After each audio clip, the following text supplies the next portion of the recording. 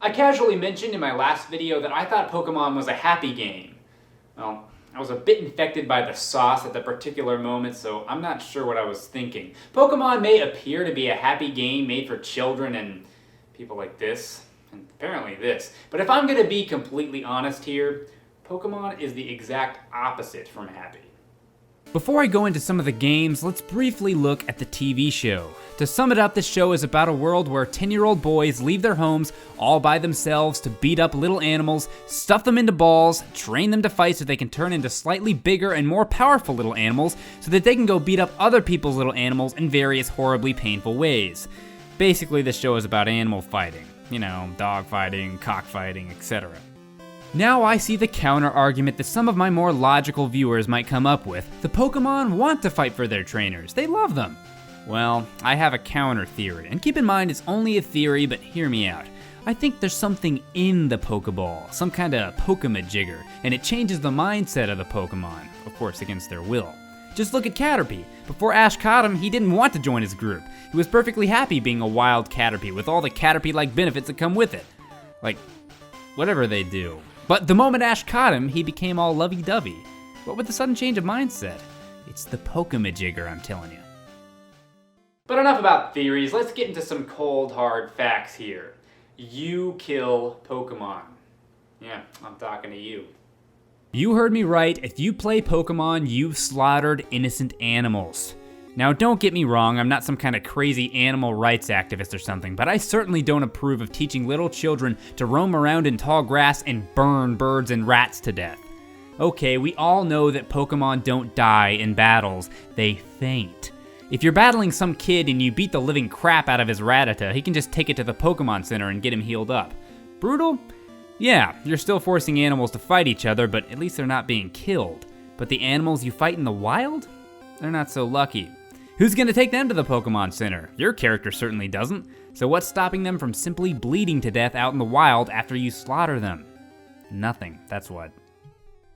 But it's not just the handheld games. There's another Pokemon game that you're all probably familiar with, but I'd like to give you a new perspective. That's right, Pokemon Snap. This game starts off with an innocent photographer armed with nothing but his camera and his adventurous spirit.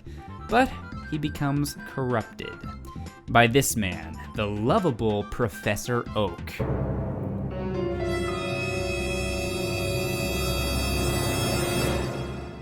Press A to do it?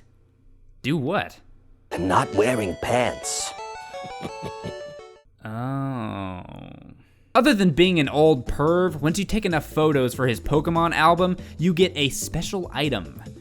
A bunch of apples. Wonderful. But you don't just use them as Pokemon food. You're encouraged to hurt the Pokemon with them in various ways, and you're given extra points if you do. For example, if you throw an apple at one of these poor unsuspecting Electrode, you force them to blow up. Dead. There's no Nurse Joy out here to save this guy. And of course, a dead Electrode picture is worth more than an alive one. And before you go thinking that killing Electrode is just some optional thing I came up with, you have to kill an Electrode in order to pass through the next course. Take this Pikachu, just having some fun. I couldn't possibly hurt him from over here. Bam! Ha! Here's a Charmeleon, just playing around, having a grand old time. Oops, I killed him. And yes, I know he's a fire Pokemon, but I've seen the show and I've played the games. If fire hurts fire Pokemon, if he's pushed into a pit of lava, he's dead. Oh, and that Charizard that comes out, pure coincidence. But the apples aren't all that Oak gives you. He has another special item for you. Pester Balls. Balls that release a noxious, also known as poisonous, Pokemon repellent that can knock out or stun Pokemon. Really? He's giving me a poisonous ball to throw at Pokemon? And for what, to take better pictures? I think Dr. Wily and Dr. Robotnik have a new drinking pal. When you first turn on the game, our precious photographer, What's-His-Face, nearly fulfilled his dream of snapping a photo of Mew.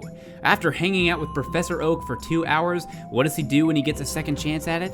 He throws a bunch of Pester Balls at him. Yeah, that's what you should do, find the world's rarest Pokemon and throw a bunch of poison-filled balls at his face. Brilliant. And after all that, you give him a picture of Mew and he doesn't even seem all that excited about it. Snap a picture of the rarest Pokemon ever? Nah, too far away, 2,710 points. Throw an apple at a Magmar? 5,700 points. Awesome. Well, that's about all I have for Pokemon for now. But after playing all that Pokemon Snap, I kind of feel like going out and taking some of my own pictures. So I think I'm gonna catch you guys later.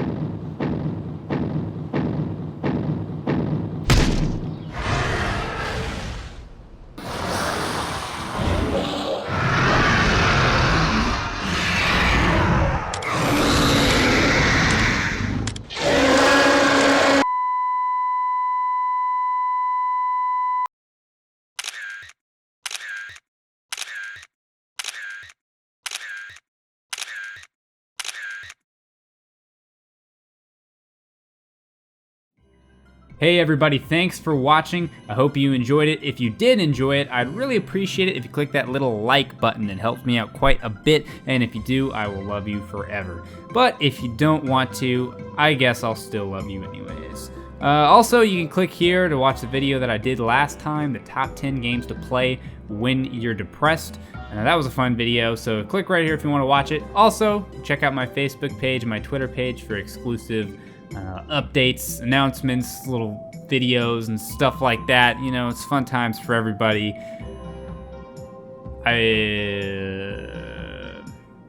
What else? You know what? That's all.